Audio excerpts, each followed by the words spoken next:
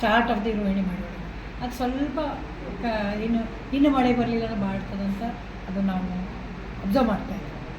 ಇನ್ನು ಬಿತ್ತನೆ ಭಾಳ ಇದೆ ಮೇಡಮ್. ಅದಕ್ಕೆ ನಿಮ್ಮ ಇದರೊಳಗೆ ಡಂಬಳ ಭಾಗದಾಗ ಭಾಳ ಕಡಿಮೆ ಆಗಿದೆ ಬಿತ್ತನೆ. ದೆನ್ ರೋಣದಾಗ ನರೇಗಲ್ ಭಾಗದಾಗ ಬಿತ್ತನೆ ಕಮ್ಮಿ ಆಗಿದೆ. ಬೇರೆ ಕಡೆ ಎಲ್ಲ ಮೋರ್ ದೆನ್ 70% ಆಗಿದೆ ಮಳೆ. ಅಂದರೆ ಈ ಹೆಸರು ಬೆಳೆಗೆ ಏನು ಸ್ವಲ್ಪ ಮಳೆ ಬಿತ್ತು ಮಾಡಿದರು.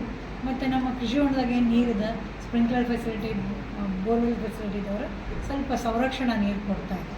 ಗೊಬ್ಬರದ ಯಾವ ರೀತಿ ತಯಾರಿ ಇದೆ? ಗೊಬ್ಬರದಲ್ಲಿ ಈಗಾಗಲೇ ನಾವು ನಿಮಗೂ ಗೊತ್ತಿತ್ತು, ಈ ಯುದ್ಧದಿಂದ ಸ್ವಲ್ಪ ನಮಗೆ ಯೂರಿಯಾ, DAP ಮತ್ತು ಕಾಂಪ್ಲೆಕ್ಸ್ ಬೇಕಾದಷ್ಟು ಇತ್ತು. ರೈತರೇನು DAPನೇ ಹಾಕಬೇಕು ಅಂತ, DAP ಪರ್ಯಾಯವಾಗಿ ಕಾಂಪ್ಲೆಕ್ಸ್ 20-20 ಅದ, 16-23 ಅದ, ಮತ್ತು 10-26-26 ಅದ, 17-17 ಅದ, ದೆನ್ 19-19 ಅದ. ಒಂದು 3 ಕಾಂಬಿನೇಷನ್ಸ್ ಇದ್ದಾವೆ. ಅದನ್ನು ರೈತರ ಅಳವಡಿಕೆ ಮಾಡ್ಕೊಂಡಿದ್ದಾರೆ. ಅದ್ರ ಬಗ್ಗೆ ರೈತರಿಗೆ ನಾವೇನು ಹೇಳೋದಕ್ಕಿಂತ ಹೆಚ್ಚಾಗಿ ಅದನ್ನು ಒಪ್ಕೊಂಡಿದ್ದಾರೆ. DAPನೇ ಹಾಕಬೇಕಂತಿಲ್ಲ. ಬಟ್ ಈ ಯುದ್ಧದ ಪರಿಣಾಮವಾಗಿ ಕಚ್ಚಾ ಸಾಮಗ್ರಿಗಳು ಬರುವಲ್ಲಿ ವ್ಯತ್ಯಯ ಆಗ್ತಾ ಇರೋದ್ರಿಂದ ಕೊರತೆ ಇಲ್ಲ, ವ್ಯತ್ಯಯ ಆಗ್ತಾ ಇದೆ. ಈಗ ಏನು ನಮ್ಮ ರೇಟ್ಸ್ ಬರ್ತಾ ಇದ್ದಾವೆ. ಈಗೇನು ನಮಗೆ ಈ ತಿಂಗಳದಾಗ ಸುಮಾರು ಏಪ್ರಿಲ್, ಮೇ, ಜೂನ್ ತನಕ ನಮ್ಗೆ 12,000 ಮೆಟ್ರಿಕ್ ಟನ್ನಷ್ಟು ಯೂರಿಯಾ ಬರಬೇಕಾಗಿತ್ತು.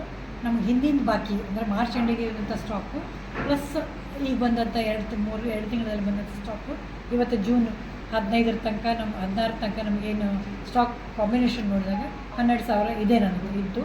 ಮಾರಾಟಕ್ಕೆ ಸುಮಾರು 2,000 ಇದೆ, ಭಾಳ ಇಲ್ಲ. ಯಾಕಂದರೆ ರೈತರು ತೊಗೊಂಡೋಗಿ ಇಟ್ಕೊಂಡಿದ್ದಾರೆ. ಇನ್ನು ಕಾಂಪ್ಲೆಕ್ಸ್ ನಮ್ಗೆ ಬೇಕಾದಷ್ಟು ಇದೆ. ಎಲ್ಲ ಕಡೆಯೂ ಎಲ್ಲ ಶಾಪ್ನಾಗ ಕಾಂಪ್ಲೆಕ್ಸ್ ಸಿಗ್ತಾ ಇದೆ. ಮುಂದಿನ ದಿನದಾಗ ನಮಗೆ ಈ ರೇಕ್ಸ್ ಇದ್ದಾವೆ, ಯೂರಿಯಾ ಮತ್ತು DAP 20 ರೇಕ್ಸ್ ಇದ್ದಾವೆ. ಅದನ್ನು ಮ್ಯಾನೇಜ್ ಮಾಡ್ತೀವಿ. ಆದರೆ ಸ್ವಲ್ಪ ರೇಷನಿಂಗ್ ಮಾಡೋದು ಕಂಪಲ್ಸರಿ ಆಗಿದೆ. ಯುದ್ಧದ್ದೆಲ್ಲ ಪೂರ ಬಗೆಯಾಗಿತ್ತಂದ್ರೆ ನಮ್ಗೆ 1 ತಿಂಗಳ ತನಕ, ನಮ್ಗೆ 1 ತಿಂಗಳೊಳಗೆ ನಮ್ಗೆ ಗೊಬ್ಬರ ಬರೋಕ್ಕೆ ಪ್ರಾರಂಭ ಆಗ್ತದೆ. Rationing compulsory. ಯೂರಿಯಾ 1 ಹೆಕ್ಟರ್ಗೆ 1 ತಿಂಗಳಿಗೆ, 1 ಎಕರೆಗೆ 1 ತಿಂಗಳಿಗೆ ಒಂದೇ ಬ್ಯಾಗ್ ಕೊಡ್ತಾಯಿದ್ವಿ. ಹೆಚ್ಚು ಕೊಡೋಕ್ಕೆ ಅಲ್ಲಿ ಆ್ಯಪ್ನಾಗ ಅವಕಾಶ ಇಲ್ಲ. ನೀವು ಕೊಡ್ತೀವಿ ಅಂದ್ರೆ ಅಲ್ಲಿ ಕಾಣಿಸ್ತದೆ, ಆ ರೈತ ವೈದಾನ ಈ ತಿಂಗಳ ಕೋಟಾ ಮುಗಿದದ ಅಂತ ಬರ್ತದೆ. ಎಕರೆಗೆ 1 ಚೀಲ